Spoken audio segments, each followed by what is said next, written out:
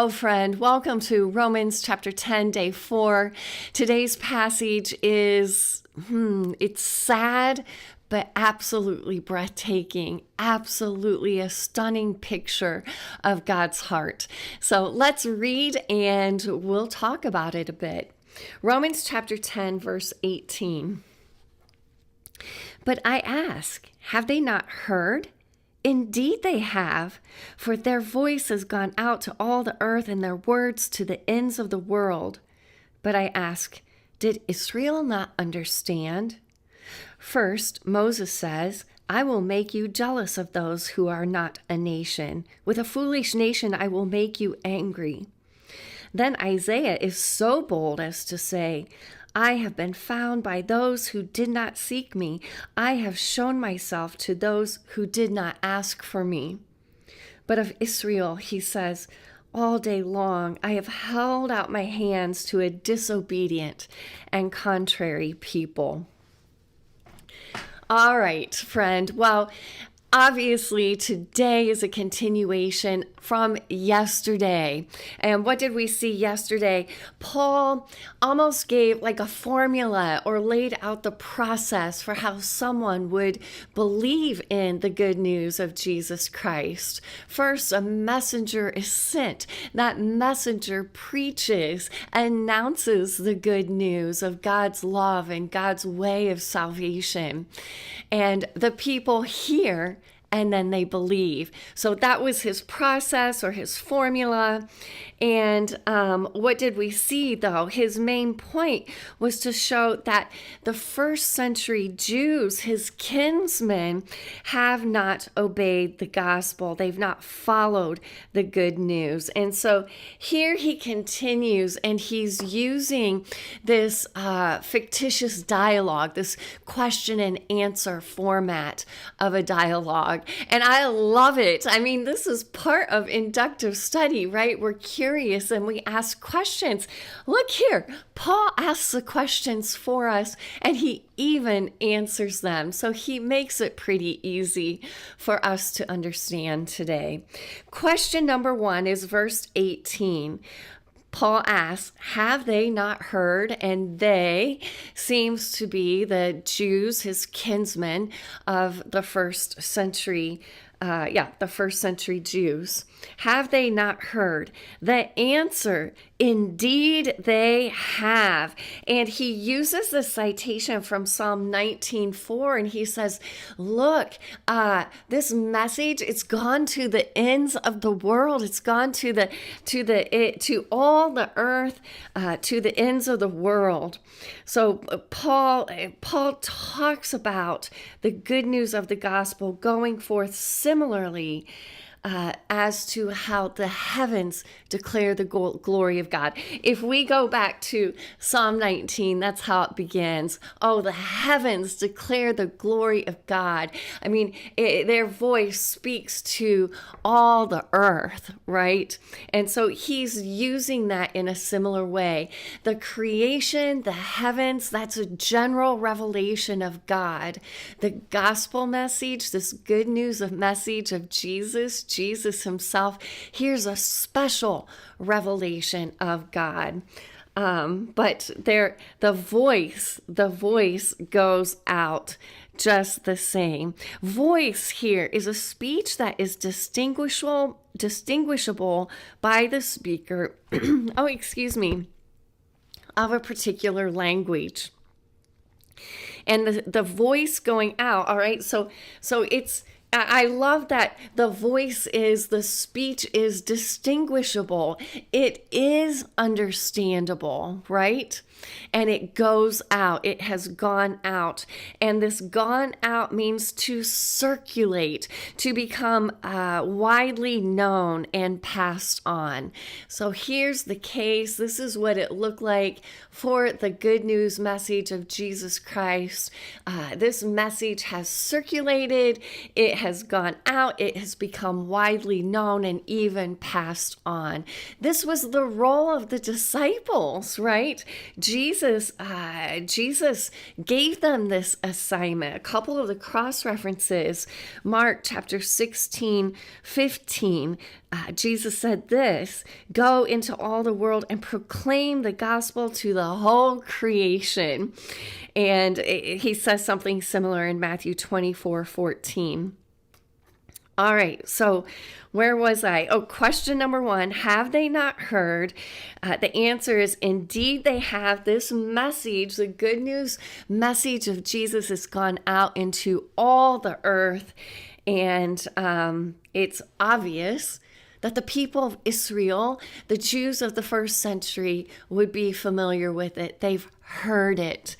They've heard it. But as Paul said, they did not obey. But he's trying to understand, why aren't they obeying? So he asks a second question.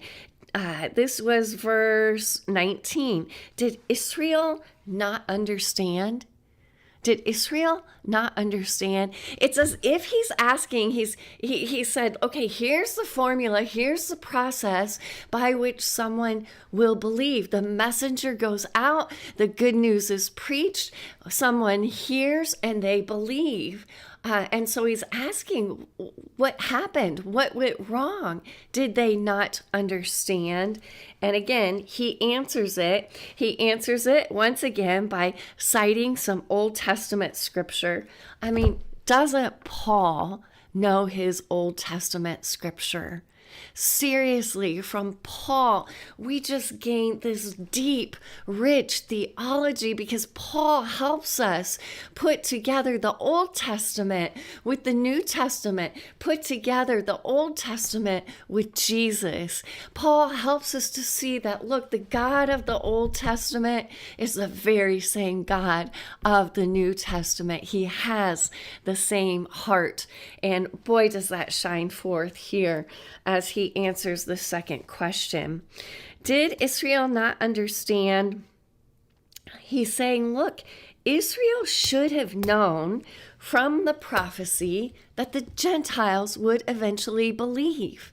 And so he cites he cites two different prophecies. One from Moses, I will make you jealous of those who are not a nation. With a foolish nation, I will make you angry.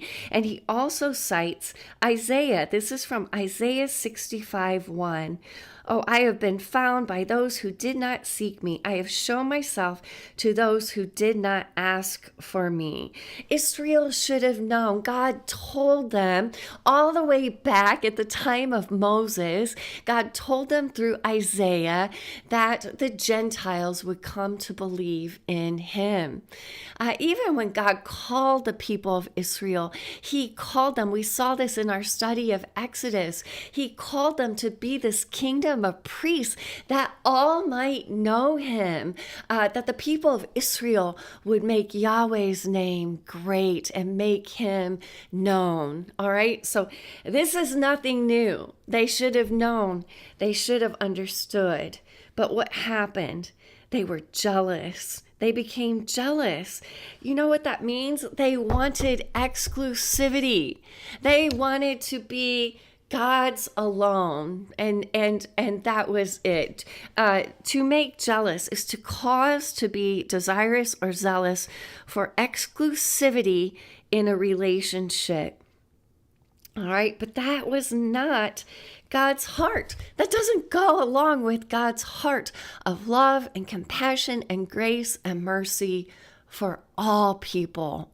God's heart is for all people, for the people of Israel and for the Gentiles. He is for all. And so what happened?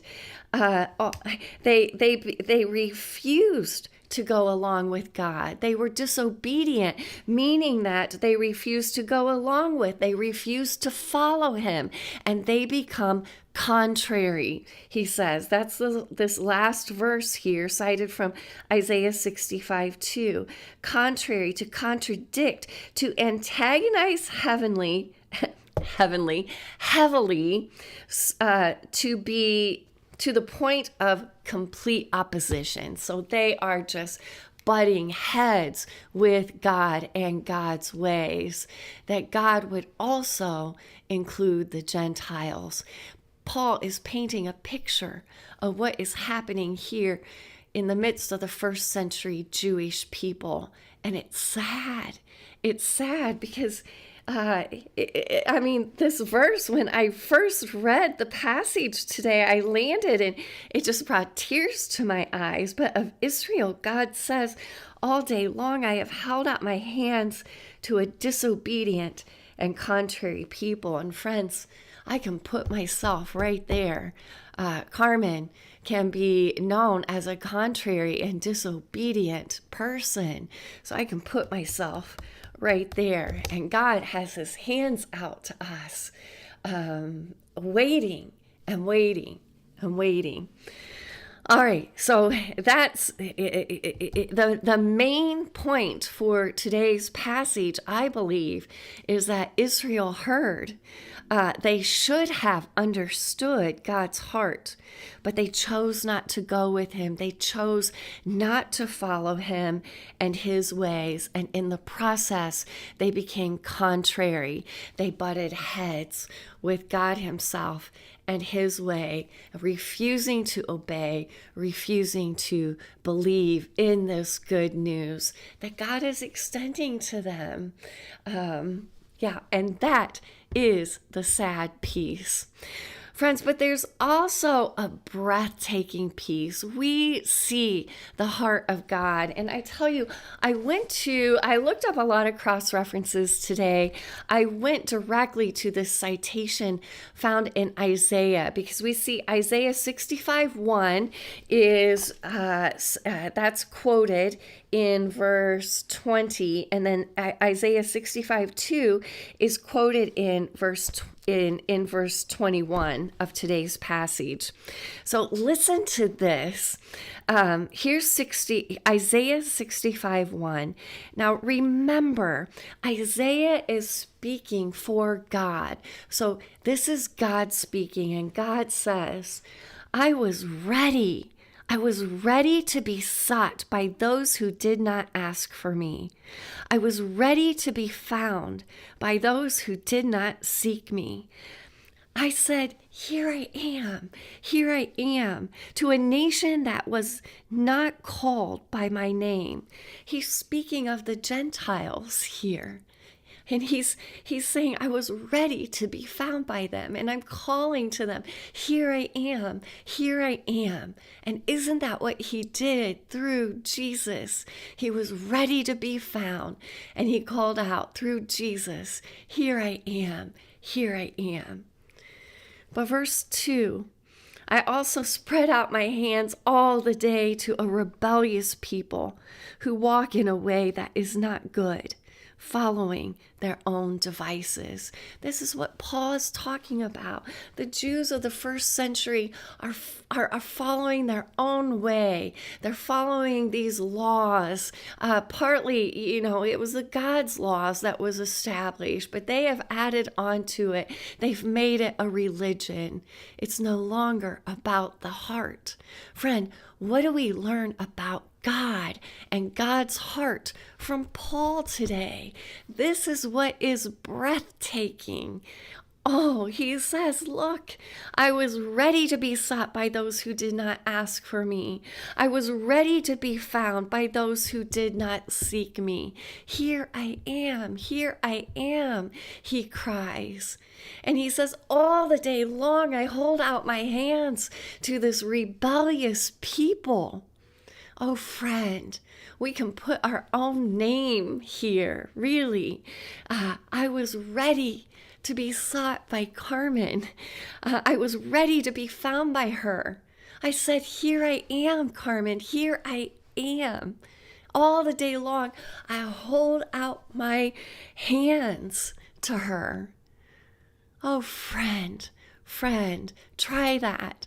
Oh, put your own name here.